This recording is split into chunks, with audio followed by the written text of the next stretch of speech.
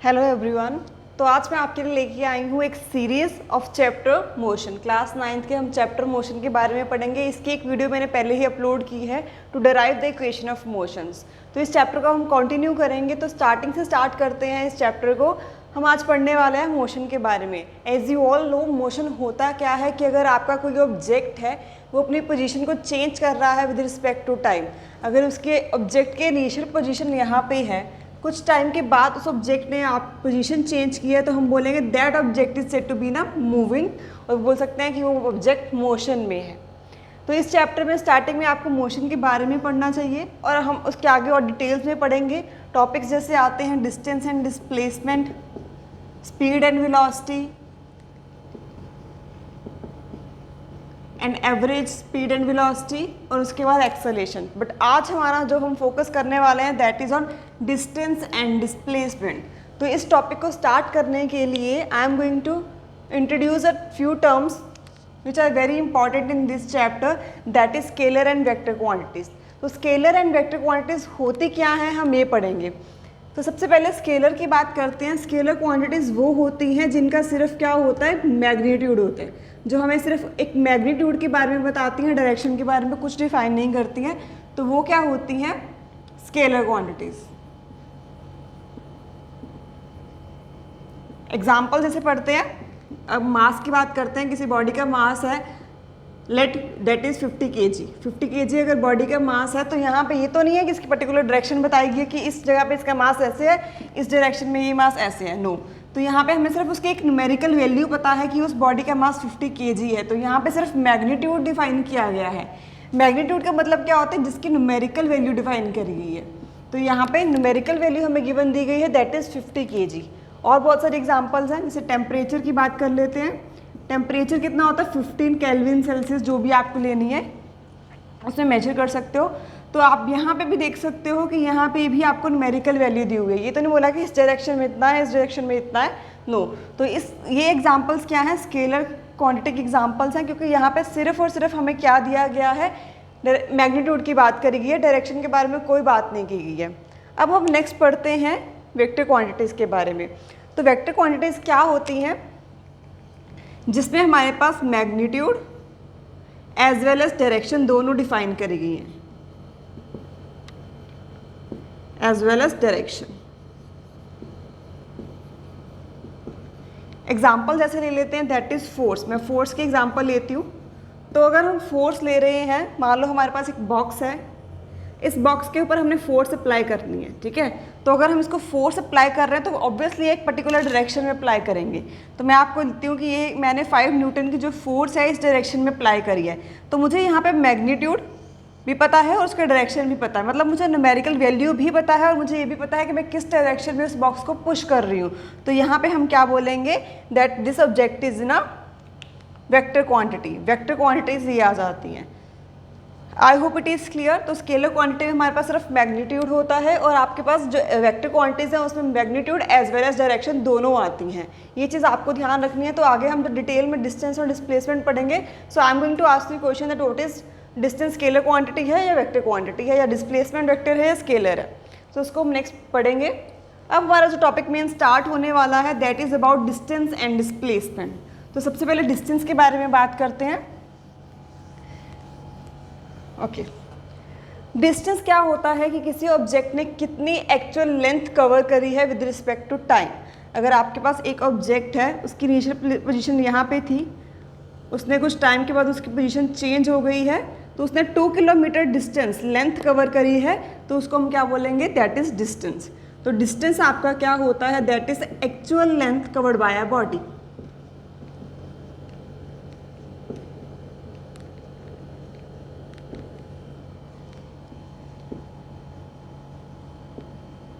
By body. और displacement के बारे में अगर बात करें, तो डिस्प्लेसमेंट क्या होती है कि आपका जो इनिशियल पोजीशन है और फाइनल पोजीशन है उसके बीच में कितना डिस्टेंस है, या बोल सकते हो इसके अनदर डेफिनेशन है डिस्प्लेसमेंट की, that is shortest distance cover by the object. Shortest distance covered by a body, or you can say object. Okay. तो ये दोनों टर्म्स हैं, आपको याद रखनी है, डिस्टेंस एंड डिस्प्लेसमेंट। तो इसके एग्जांपल कर लेते हैं एक। अगर आपके पास यहाँ से ऑब्जेक्ट ए से स्टार्ट हुआ है मूव करना और उसके डेस्टिनेशन क्या है, सी पे है, तो पहले वो एक तो बी पॉइंट पे गया, फिर वो सी पॉइंट डेस्टिनेशन है तो ई पॉइंट पे गया, तो पहले यहाँ पे गया, फिर यहाँ पे गया, फिर लास्ट में जाके वो अपना सी पॉइंट पे ऊपर गया। तो ये डिस्टेंस ट्रैवल किया एक बंदे ने। दूसरा पर्सन जो है, बी पर्सन है, वो क्या करता है, कहता इतना कौन घूम के जाएगा, मैं तो सीधा डायरेक्टली सी पे जाऊँगा। तो यहाँ पे ये बी पर्सन जो है इसने ये डिस्टेंस ट्रैवल किया है, जो ए पर्सन था उसने ये पूरा डिस्टेंस ट्रैवल किया है। तो यहाँ पे इस केस में अगर हमें बात करना होगा कि डिस्प्लेसमेंट कितनी है और डिस्टेंस कितनी है, तो डिस्टेंस कितना होगा, ये टोटल लेंथ कितनी कवर करी गई है। तो जो ए पर्सन जो है जिसने डिस्टेंस कवर किया है, कितना डिस्टेंस किया है, a b plus b e plus e c. I hope it is clear. और जो बी पर्सन है उसने डायरेक्टली ए सी पे चला गया, तो इस केस में आपका जो डिस्टेंस होगा दैट विल बी दिस, और डिस्प्लेसमेंट कितनी होगी, ए सी, क्योंकि ये क्या है, शॉर्टेस्ट डिस्टेंस है, डायरेक्टली वो वहाँ पे पहुँच गया, तो ये क्या आता है, shortest distance covered by the body. दोबारा से एक बार पढ़ते हैं, डिस्टेंस क्या है, एक्चुअल लेंथ कितनी कवर्ड करी है ऑब्जेक्ट ने, और डिस्प्लेसमेंट क्या है, शॉर्टेस्ट डिस्टेंस कितना कवर किया है बॉडी ने। Okay, so I hope is it clear. कुछ और एग्जांपल्स पढ़ते हैं ताकि हम इसको डिटेल में अंडरस्टैंड कर पाएं that what is distance and displacement. Okay, so एक हम सर्कल ले रहे हैं, यहाँ से ऑब्जेक्ट ने मूव करना स्टार्ट किया है, वो कंप्लीट सर्कल में मूव करके वापस वही पॉइंट पे आता है। कंप्लीट जो सर्कल है वो मूव करके वापस वही पॉइंट पे आ रहा है, तो उसकी इनिशियल पॉइंट और फाइनल पॉइंट उसका कॉमन है। तो इस केस में अगर हमें जानना है कि डिस्टेंस कितना होगा, तो ऑब्वियसली कितना पूरा लेंथ इसने कवर करी है, that is the distance which is circumference of the circle. पूरा सर्कमफ्रेंस ले लेंगे हम, दैट इज 2 पाई आर। और अगर हमें डिस्प्लेसमेंट की बात करनी है इस क्वेश्चन में, तो डिस्प्लेसमेंट कितनी आएगी, तो इस केस में हमें ये देखना है कि शॉर्टेस्ट डिस्टेंस कवर कितना होगा। बट ये चीज़ ध्यान रखो कि आपका जो इनिशियल पॉइंट है और फाइनल पॉइंट है वो कॉमन है। अगर आपका इनिशियल पॉइंट और फाइनल पॉइंट सेम होता है, विच मीन्स वहाँ पे कोई भी डिस्प्लेसमेंट नहीं हुई है, इस केस में आपकी डिस्प्लेसमेंट कितनी आ जाएगी, 0। तो डिस्प्लेसमेंट जब भी फाइंड करनी है, ये चेक करो कि ऑब्जेक्ट का इनिशियल पॉइंट कहाँ पे है और फाइनल पॉइंट कहाँ पे है, उसी से हम पता चल सकता है कि डिस्प्लेसमेंट कैसे फाइंड करनी है। नेक्स्ट सेकंड एग्जांपल करते हैं। अगर हमारे पास ऑब्जेक्ट ए से स्टार्ट हुआ है, वो हाफ सर्कल कंप्लीट करके बी पॉइंट के ऊपर आता है, तो अगर हम सेकंड ये केस लें, सेकंड केस में आपकी डिस्टेंस कितना होगा, that will be the this one, half of the circle which is pi r. तो ये आपका क्या आ जाएगा, डिस्टेंस। और अगर आपको इस केस में डिस्प्लेसमेंट दिखानी है, डिस्प्लेसमेंट कितनी होगी, तो उसके लिए हम क्या करेंगे, शॉर्टेस्ट डिस्टेंस देखेंगे कहाँ से है। तो ए से पॉइंट सीधा बी पे किया है, तो ये क्या है इसका displacement which is diameter of the circle. So what will be the displacement, that is diameter of the circle which is I am writing like D, और इसको मैं लिख सकती हूँ 2r, 2 टाइम्स ऑफ रेडियस। तो आपका ये रेडियस है, इसका डबल टाइम हो जाएगा, that is displacement. I hope is it clear. तो ये चीज़ें आती हैं। अब अगर हमने ये चीज़ पढ़ ली है, डिस्टेंस और डिस्प्लेसमेंट की डेफिनेशन पढ़ी है, तो नेक्स्ट क्वेश्चन हमारे माइंड में आता है, डिस्टेंस जो है वो स्केलर क्वांटिटी है या वेक्टर क्वांटिटी है।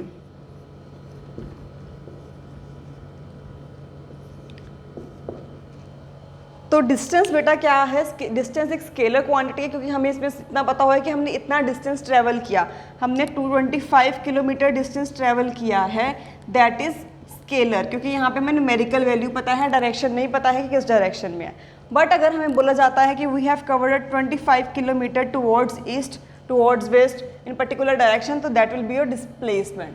तो डिस्प्लेसमेंट आपकी क्या आती है, that is vector quantity. I hope is it clear. अगर आपको ये क्लियर है, then we can move to a next part. इसको और डिटेल में पढ़ेंगे और डिस्टेंस डिस्प्लेसमेंट के बारे में। ओके, तो अभी हमने डिस्टेंस और डिस्प्लेसमेंट को डिटेल में पढ़ा है, that what is distance and displacement. दोबारा से एक बार रिपीट करते हैं। डिस्टेंस क्या होता है, actual length covered by the body, and displacement क्या होती है, shortest distance between the initial and the final point. So यहाँ पे हम डिस्टेंस और डिस्प्लेसमेंट को और डिटेल में पढ़ेंगे और कुछ क्वेश्चंस के आंसर्स देने वाले हैं। एक क्वेश्चन हमारे माइंड में आता है या एग्जाम में पूछ लिया जाता है that can it is possible कि अगर आपके पास distance is equal to displacement, क्या ये पॉसिबल है कि आपका जो डिस्टेंस है वो इक्वल होगा डिस्प्लेसमेंट के? तो यस, ये इक्वल होगा। कैसे फाइंड कर सकते हैं? देखो यहाँ पे हमने एक ग्राफ लिया हुआ है, स्केल लिया है O टू A पॉइंट। तो सबसे पहले हमने इसका फर्स्ट केस लिया है जहाँ पे जो ऑब्जेक्ट है वो मूव कर रहा है फ्रॉम O टू A। तो O से स्टार्ट होके वो ऑब्जेक्ट A पॉइंट तक जा रहा है, ठीक है। तो इस केस में हमें चेक करना है डिस्टेंस कितनी है और डिस्प्लेसमेंट कितनी है। तो इस केस में बेटा हमारे पास डिस्टेंस कितना आएगा, दैट इज 0 टू A, कितना आ जाएगा 60 किलोमीटर। और अब हमें चेक करना है डिस्प्लेसमेंट कितनी है। तो इनिशियल पॉइंट सबसे पहले चेक करो, ये है, और फाइनल पॉइंट ये है। तो इन दोनों के बीच में डिस्टेंस कितना है, दैट इज 60। तो यहाँ पे भी 60 किलोमीटर आ रहा है। तो इस एग्जाम्पल से हमें ये पता चल रहा है कि ये पॉसिबल हो सकता है कि हमारा डिस्टेंस और डिस्प्लेसमेंट किसी केस में इक्वल हो। तो इसका आंसर इस एग्जाम्पल से क्लैरिफाई हो गया है। नेक्स्ट हमारे पास जो आता है दैट इज अबाउट, अगर आपका ऑब्जेक्ट जो है O टू A मूव करता है, O टू A जा रहा है, देन वो वापस बैक आता है B पॉइंट पे। तो इस केस में उसकी जो B है उसका क्या है, फाइनल पॉइंट है, उसकी डेस्टिनेशन ये है। सो यहाँ पे हम चेक करेंगे डिस्टेंस कितना होगा। तो ऑब्वियसली डिस्टेंस कितना होने वाला, टोटल लेंथ कितनी कवर करी है ऑब्जेक्ट ने। तो स्टार्ट करते हैं O टू A, पहले 60 आ जाएगा, देन 60 टू बैक B। तो ये वाला डिस्टेंस कितना आएगा ये हमें चेक करना है। तो कंप्लीट कितना है, 60 है, इतना हमारे पास 35 है। तो 60 में से 35 को माइनस करेंगे तो ये कितना आ गया 25।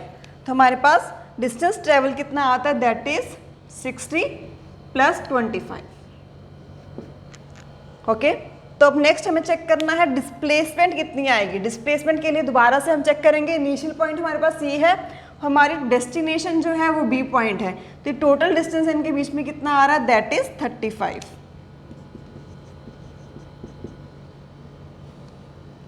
तो यहाँ पे देखो केसेस वेरी कर रहे हैं। यहाँ पे हमारे पास जो डिस्टेंस है दैट इज 85 एंड हमारे पास जो डिस्प्लेसमेंट आ रहा है वो 35 आ रही है।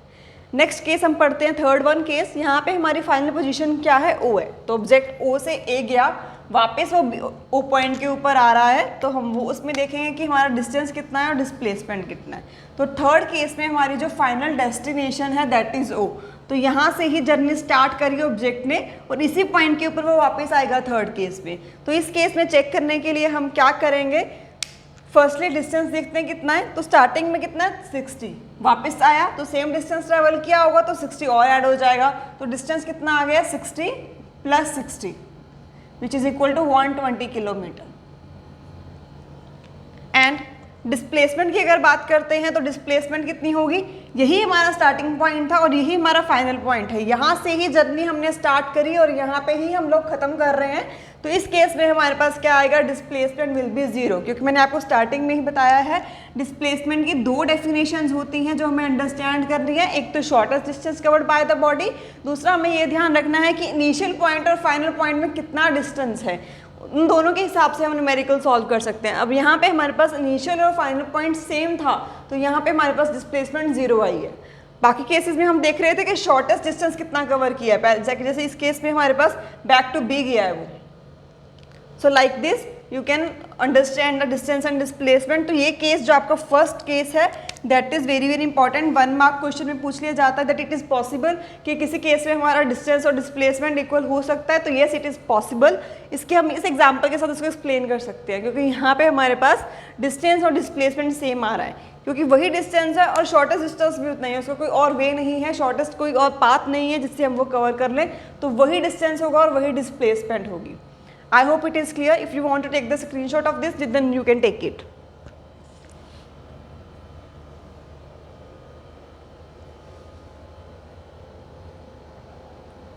Okay, so in short हम इसका एक डिफरेंस पढ़ लेते हैं डिस्टेंस एंड डिस्प्लेसमेंट का। अब सो डिस्टेंस क्या होता है, that is total length covered by the body, कितना लेंथ जो है वो डिस्टेंस ट्रेवल ऑब्जेक्ट ट्रेवल कर रहा है। डिस्प्लेसमेंट हमने पढ़ी है shortest distance between the initial and final position. Next difference is distance क्या होता है, स्केलर क्वांटिटी होती है, और डिस्प्लेसमेंट क्या होती है, वेक्टर क्वांटिटी होती है।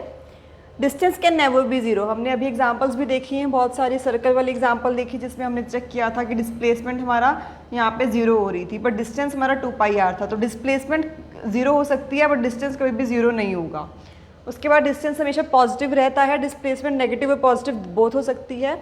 और यहाँ पे आपका जो डिस्टेंस है वो क्या किया गया है, एसोसिएटेड विद द डायरेक्शन। वो डिस्टेंस जो है आपका डायरेक्शन के साथ एसोसिएटेड है, so it is not associated with the direction, that's why it is a scalar quantity.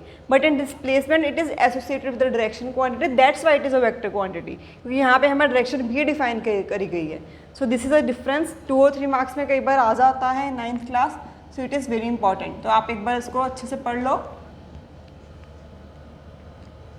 And in the next video we are going to learn about the speed, velocity, average acceleration and what is acceleration, वो हम next video में पढ़ने वाले हैं। I hope you like this video, and if you want to learn physics in easiest way then subscribe and share this channel. Thank you and have a nice day.